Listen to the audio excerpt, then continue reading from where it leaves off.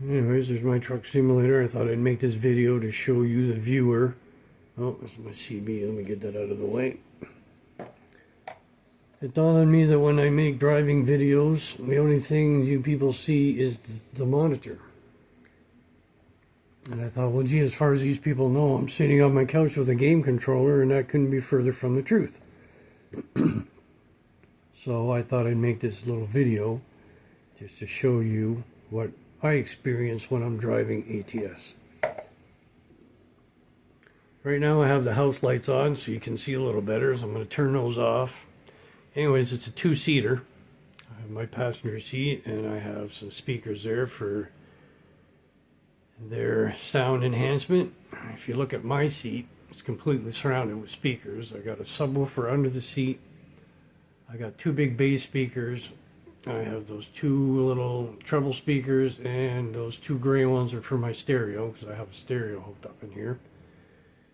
And yeah, so let me turn off this light so you get a better idea of what I see when I'm driving in here. Now if we come around here, let's see, we got, let me move this armrest so I can sit down here.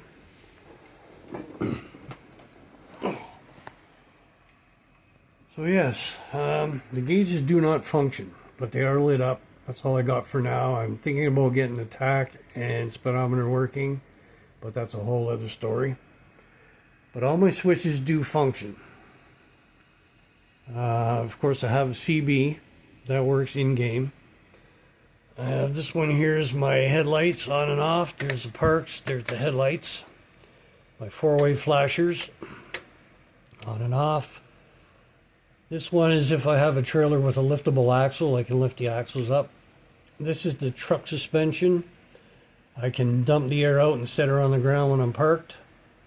Or I can, if I'm in a construction site, I can lift them up and raise the truck off the ground so I'm not dragging my bumper.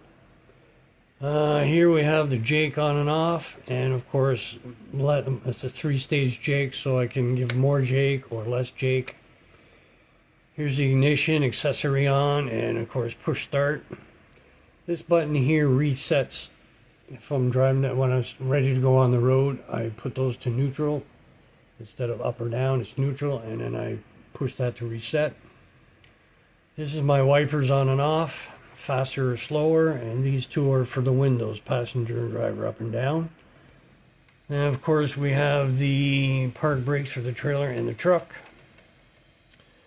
This is my differential lock. If once again I'm in a construction site and it's uneven ground, I can put that on to give me my more pull, low speed.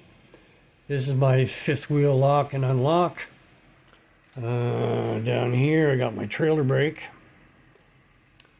And of course I got a high-low beam. And of course you gotta have womp womp, the horn. I took off the little dinky steering wheel that came with the game controller. I put my own steering wheel. The shifter, I used to have a Eaton Fuller, but I didn't find that old school enough for me. I'm old school, man. So I put that. There's your high-low range, and of course your splitter. Took this all apart because the weight of this used to make it just fall into second, and that was not good. So I put heavy-duty springs and spacers so that now I have to actually pull her into gear, you know. Much better feel. And yeah, what else can I say? Oh, the pedals. The pedals, I didn't like the car type steering pedals, so I took them off and I just made some pedals of my own. Let me see if I can show you with my foot here.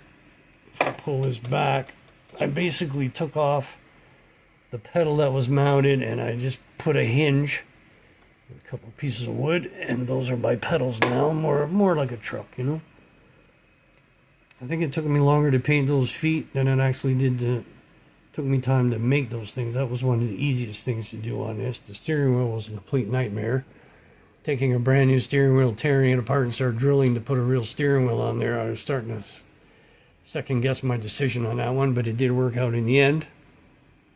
Same with the shifter. When I tore all that apart, a brand new shifter tore completely apart and started putting springs and spacers to make it tighter.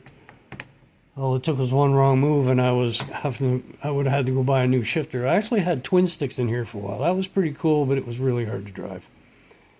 And of course, I got those. Those are not real mud flap. They're not real floor mats. They're actually front mud flaps, but they work pretty good for what I needed.